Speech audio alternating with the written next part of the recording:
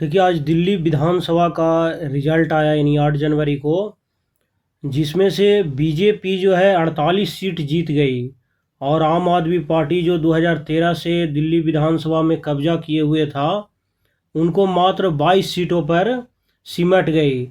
और कांग्रेस तो मैंने तीसरी बार हैट्रिक लगा दिया यानी जीरो मैंने सीट आया। जबकि कांग्रेस देखिएगा कि जीरो लाने पर भी सबसे ज़्यादा खुश है। उसका कारण क्या है वो भी अभी मैं आपको बताता हूँ। वो सब देखिए, मैं पूरा इसका पीडीएफ बना के रखा हूँ, क्या कारण था कि कांग्रेस जीरो लाया। उसके बाद बीजेपी मैंने एवरेज 27 साल बाद दिल्ली में अपना सत्ता वापस लाई है। करा कि जो दिल्ली विधानसभा की 70 सीटों का रिजल्ट शनिवार यानी 8 जनवरी को आया। भाजपा ने 27 साल बाद स्पष्ट बहुमत हासिल कर लिया इस बार। यानी 27 साल 1993 में पहली बार जब यहाँ विधानसभा का इलेक्शन हुआ था, उस समय भाजपा ने 5 साल राज किया। उसके बाद लगातार 15 साल कांग्रेस ने किया। उसके बाद ये आम आदमी पार्टी ने। अब भाजपा ने 48 सीट लाया और केजरीवाल की जो पार्टी है आम आदमी पार्टी, वह मात्र 22 सीटों पर इस बार सिमट गई। भाजपा को देखिएगा तो आम आदमी पार्टी से 3.6% ज़्यादा वोट मिले हैं। इससे 26 सीटें ज़्यादा मिली। पिछले चुनाव में तो देखे होंगे कि मात्र 8 सीटें था बीजेपी को। कांग्रेस को उस समय भी एक सीट नहीं मिला था। यानी पूरा कांग्रेस का जो वोट बैंक था वह आम आदमी पार्टी की तरफ ट्रांसफ़र हो गया था। ये सब मैं अभी आपको दिखाता हूँ। भाजपा ने 1993 में 49 सीटों यानी 2/3 बहुमत हासिल उस समय भी किया था और फिर 48 किया है। 5 साल की सरकार उसने चलाया यानी बीजेपी ने। ये भाजपा ने तो 3 मुख्यमंत्री बदल दिया। एक जो पहले बने थे वो उनका नाम था मदन लाल खुराना, दूसरा थे साहिब सिंह वर्मा और तीसरा थी सुषमा स्वराज। देखिए, ये अब कोई मान लिया बने, चाहे इनके बेटा भी अभी खड़ा था विधानसभा के इलेक्शन में, वो भी जीत गया। साहिब सिंह वर्मा का भी बेटा था खड़ा, वो भी जीत गया। सुषमा स्वराज की बेटी तो है ही, जो अभी क्या है बांसुरी स्वराज, जो सांसद बनी हुई है। यानी कि तीनों मुख्यमंत्री का बेटा बेटी सेट हो गया है, ये कह सकते हैं। 1998 के बाद कांग्रेस ने 15 साल राज किया। इसके बाद 2013 से आम आदमी पार्टी दिल्ली की सत्ता पर काबिज थी। इस बार भाजपा की 71% स्ट्राइक रेट था। मैंने इतना ज़्यादा स्ट्राइक रेट रहना कोई मामूली बात तो है नहीं। अब 71% स्ट्राइक रेट के साथ जो भाजपा है वह 40 सीटें बढ़ा ली। पार्टी ने 69 स्थान पर चुनाव लड़ा।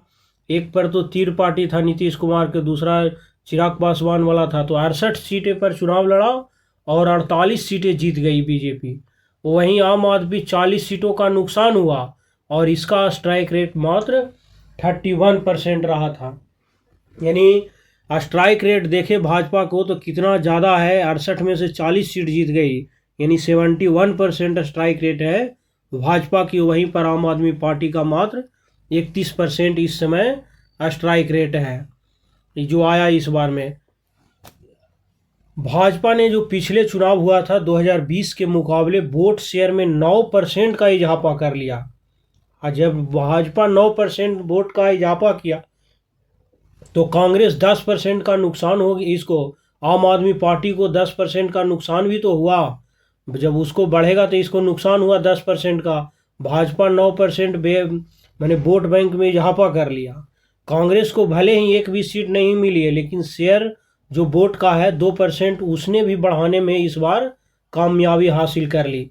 आज शुरू से ही जैसे राहुल गांधी, प्रियंका गांधी जो भी है प्रचार कर रही थी, उनको वो चाह रही थी कि ये मेरे को जब सत्ता से बाहर किया है दिल्ली में, तो इसी के बदौलत हुए हैं केजरीवाल के वजह से आम आदमी पार्टी। तो वो दुखती रग पर मैंने सोच रहा था कि कैसे इसको हराऊं। तो कांग्रेस भले ही एक भी सीट नहीं लाई है, लेकिन आम आदमी पार्टी को सत्ता से बाहर करने में उनको बहुत खुशी मिली है। हरियाणा में भी आप देखे होंगे कि दिल्ली, वहाँ भी कांग्रेस का सरकार बन जाती। 5 सीट पर जाकर केजरीवाल ने उलटफेर किया, अपना प्रत्याशी उतार दिया, उससे वोट बैंक कटा जिसके कारण कांग्रेस वहाँ भी सरकार नहीं बना पाई। भाजपा को आम से 3.58% ज़्यादा वोट मिला, कांग्रेस को 2.8% बढ़ा वोट। वह भी दिखाता हूँ। जैसे पार्टी देखिएगा इसमें, ये अभी इसके बारे में दिखाता हूँ। जैसे इधर पार्टी है 2025 में भाजपा था, उसको 48 सीट मिला इस समय। वोट का परसेंटेज देखेंगे तो 47.1% मिला है सीट। वहीं पर 2025 में आम आदमी पार्टी को कितना मिला, 22 सीट। वोट परसेंट कितना, 43.57। जबकि कांग्रेस को एक भी सीट नहीं मिला, लेकिन वोट परसेंट 6.3% मिला है।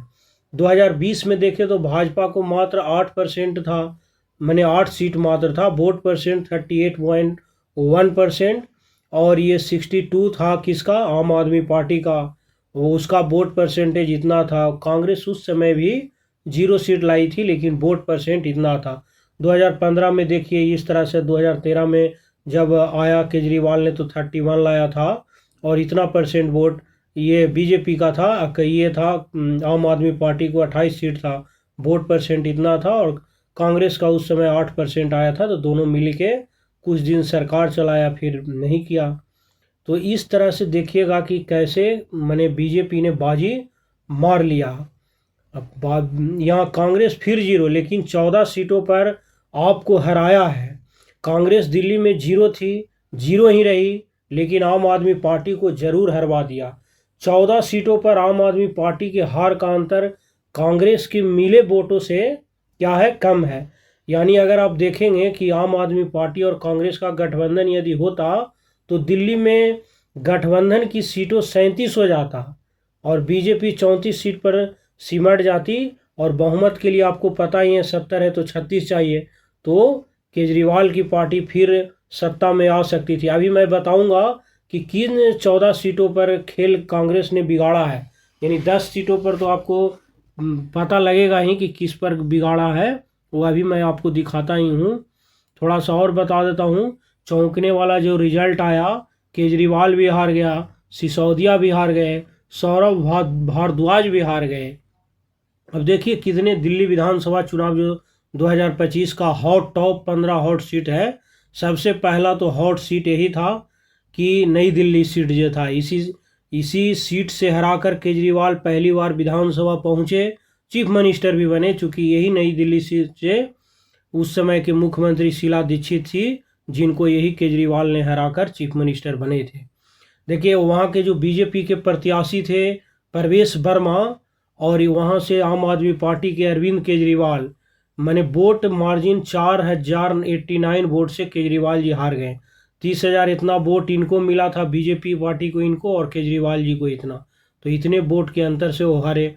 दूसरा जंग पूरा जो मनीष सिसोदिया खड़ा थे, और इधर बीजेपी से तरविंदर सिंह थे, वह मात्र 675 वोट से मात्र सिसोदिया जी हार गए हैं। यहाँ पर इतने कम वोट से हारे हैं। कालका जी कैसे कैसे तो अतीसी जीत गई, जो अभी वर्तमान में चीफ मिनिस्टर थी दिल्ली के। कालका जी से मात्र 3521 वोट के मार्जिन से जीती है। दो मैंने लास्ट 8वां 9वां राउंड तक तो ये बढ़ रही थी 200-100 से, लेकिन लास्ट में जीती। उसी तरह से ग्रेटर कैलाश से थे सौरभ भारद्वाज, आम आदमी पार्टी के, जो हार गए मात्र 3188 वोट से। करोल बाग से देखें, ये भी बीजेपी जीत गई, विशेष ये आम आदमी पार्टी जीत गई मात्र 7430 वोट से। ये फिर यहाँ देखिए ये गोपाल राय हैं, जो आम आदमी पार्टी के मंत्री भी थे, ये भी जीत गए। ये तो अच्छे खासे वोट से जीते हैं, लगभग 19,000 वोट से जीते ये। दूसरी बात यहाँ पर ये देखिए पटपचगंज, यानी पटपड़गंज जो सीट था, ये भी हॉट सीट था। ये जो ओझा सर हैं ये खड़ा थे, इधर ये थे, ये हार गए बेचारे 28,072 वोट से ये हारे हैं। तो इस तरह से देखिएगा जो हॉट सीट है, ये देख लीजिए इतना वोट से सभी लोग हारे हैं। ये भी है, ये सब हॉट सीट थे जो ज़्यादा देखने के लिए था। दिल्ली रिजल्ट जो आया एकदम चौंकने वाला आया। दिल्ली रिजल्ट के इंटरेस्टिंग फैक्ट्स है। दिल्ली ऐसा क्षेत्र है कि पूरे इंडिया यहाँ से फेमस होता है, यहीं से चल रहा है। इसीलिए दिल्ली यूटी रहने के बावजूद भी ये पूरे देश को, मीडिया को हर पॉलिटिकल पार्टी पर इम्पैक्ट डालती है। तो ये वही जो मैं बताया कि 2020 में भाजपा ने महज 8 सीटें पर जीती थी, 2025 में उसके 6 गुना कर दी, यानी 8 का 6 गुना करी 48 सीट जीत गई। केजरीवाल की नई दिल्ली सीट पर 20 उम्मीदवारों ने जमानत तक जब्त हो गई। इन्हें मिले वोट 3 अंकों तक भी नहीं पहुंच पाए। ये सब हो गया। कांग्रेस के 70 में से 67 उम्मीदवारों की जमानत जब्त हो गई। मैंने ये नेशनल पार्टी है जो ये देश को आज़ाद कराने में लड़ाई लड़ा। फिर नेहरू जी इसी कांग्रेस से, इंदिरा गांधी, राजीव गांधी, देवगौड़ा, बहुत सारे इन्होंने प्रधानमंत्री दिए। 15 साल दिल्ली में राज किया जिस पार्टी का हालत ये है कि 70 में 67 उम्मीदवारों को तो जमानत जब्त हो गया। कस्तूरबा नगर से अभिषेक दत्त 27,000 इतना वोट दूसरे स्थान पर रहे। ये सब वोट है। बादली से देवेंद्र यादव, इनको तो चांस था जीतने का है, 41,071 वोट। फिर धीरे धीरे ये भी पीछे पिछड़ गए। केजरीवाल ये सब भी हारे अपना। भाजपा के दोनों मुख्यमंत्रियों के बेटे बता दिए कि चुनाव में जीत गए।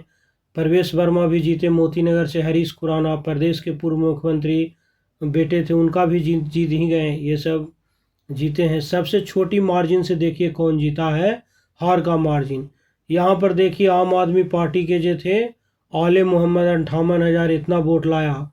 दीप्ति इंदौर 15,000 इतना, यानी सबसे ज़्यादा मार्जिन वोट से हारा है। 42,774 वोट से हारा है।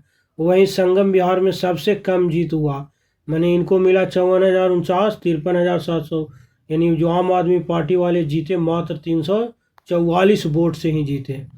दिल्ली विधानसभा चुनाव में कितनी महिलाएं हैं ये भी महिला विधायक 2025 में 5 है टोटल और पुरुष है 65। 20 में 8 महिला थी इस बार, पहले 62 थी 2020 में पुरुष।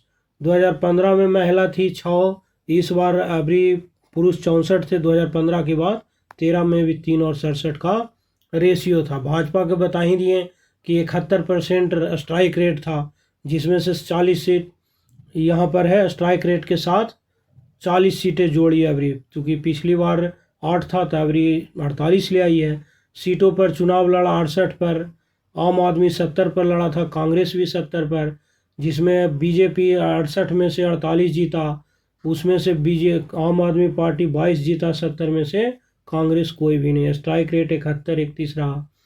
ऐसा एक बात यहाँ देखिएगा कि मेरे हिसाब से 6 ऐसे बड़े कारण जो है ना केजरीवाल को हारने की वजह रहा, और बहुत सारे कारण हो सकते हैं लेकिन 6 प्रमुख कारण रहा। केजरीवाल के खिलाफ मोदी खुद चेहरा बन गए। इधर दिल्ली का कमान देखिएगा, एक खूबी उनमें ये लगता है कि मोदी जी और अमित शाह जी खुद दिल्ली का कमान संभाल लिए थे कि अभी किसी भी हालत में मैंने आम आदमी पार्टी को हराना है। कांग्रेस भी चाह रही थी कि किसी भी तरह से मैंने यहाँ आम आदमी पार्टी हारे ही। देखिए क्या था, पहला था करप्शन के मामले लगा इन पर। 177 दिन जेल में रहे केजरीवाल शराब नीति केस में कुल 177 दिन जेल में रहे। बीजेपी ने अपने चुनावी कैंपेन में इसे मुद्दा बनाया। केजरीवाल खुद को कट्टर ईमानदार कहते थे, बीजेपी ने उन्हें बार बार कट्टर बेईमान कहा। तो ये एक पहला कारण था। दूसरा कारण ये था कि इधर हाल फिलहाल इतना हवा उड़ा दिया बीजेपी इनके खिलाफ कि जो सरकारी बंगला है शीश महल पर 45 करोड़ रुपये खर्च किया है ना, इनके इस पर ये भी मुद्दा उठाया। तीसरा मुद्दा, केजरीवाल के खिलाफ मोदी खुद चेहरा बन गए। बीजेपी ने इस चुनाव को पीएम मोदी बनाम केजरीवाल बनाया। प्रधानमंत्री ने अपने चुनाव पर ये नाम पर लड़ लिए, तब इनको जाके हार का सामना करना पड़ा।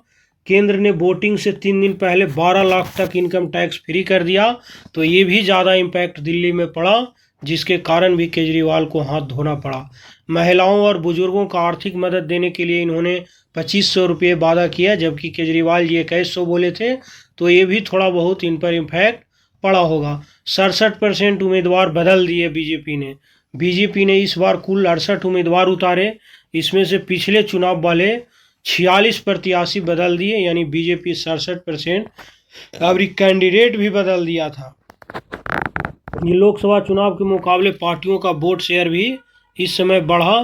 तो ये तो बताऊं, अब ट्विटर पर तो बहुत सारे प्रधानमंत्री से लेकर केजरीवाल सब जगह ट्विटर किए। मेन हमको देखना था राहुल गांधी ने, क्योंकि इनको खुशी इस बात का है कि केजरीवाल हारा, इसीलिए ये खुश हैं पूरे कांग्रेस पार्टी के। राहुल जी क्या बोले, दिल्ली का जनादेश हम विनम्रता से स्वीकार करते हैं।